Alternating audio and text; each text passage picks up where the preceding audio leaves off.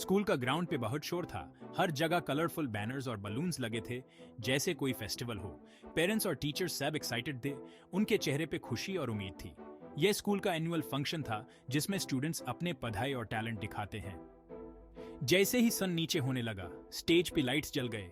अब परफॉर्मेंसेस शुरू होने वाले थे। बच्चे अपने नीट यूनिफॉर्म्स में बैक स्टेज खड़े थे।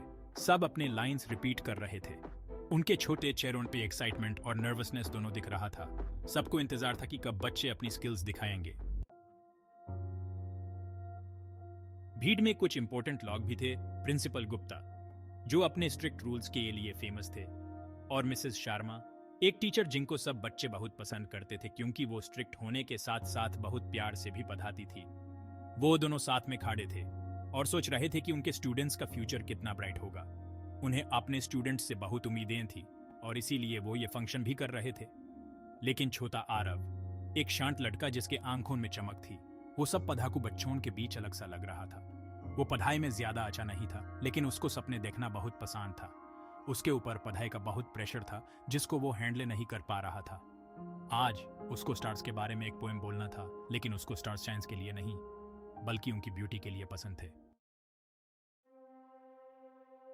जैसे ही परफॉर्मेंसेस शुरू हुए, हर स्टूडेंट ने अपना नॉलेज और स्किल्स दिखाया। वो बहुत डिफिकल्ट टॉपिक्स पे बात कर रहे थे, जैसे क्वांटम फिजिक्स और क्लासिकल लिटरेचर। उनके वर्ड्स बिल्कुल परफेक्ट थे। ऑडियंस तालियां बजा रहा था। सबको उन छोटे बच्चों पे बहुत गर्व था। जब आरव की बारी आई, वो स्टेज पे गया। वो स्पॉटलाइट में बहुत छोटा लग रहा था। जब उसने अपनी पोएम शुरू की, तो उसकी आवाज धीमे थी लेकिन क्लियर थी। लेकिन उसने स्टार्स के साइंस फैक्ट्स के बारे में नहीं बोला, बल्कि उसने उनकी ब्यूटी के बारे में बोला, कि वो कैसे रात में फेरी लाइट्स की तरह दिखते हैं, जो उसको रास्ता दिखाते हैं। आरव ने अपनी पोएम एक विश के साथ खत्म की। वो विश बहुत सिंपल थी लेकिन बहुत डीप मीनिंग रखती थी। काश सब स्टार्स को मेरी तारा देख पटे, सिर्फ गस के बॉल्स नहीं, बल्कि मैजिकल लाइट्स जो डार्कनेस को कम स्कैरी बनाते हैं। उसके वर्ड्स हवा में तैर गए। पहले के परफॉर्मेंसेस के डिफिकल्ट टॉपिक्स के बाद यह बहुत अलग था। क्राउड साइलेंट था, फिर स्लोली तालियां बजने लगी, पहले धीमे से फिर बहुत जोर से।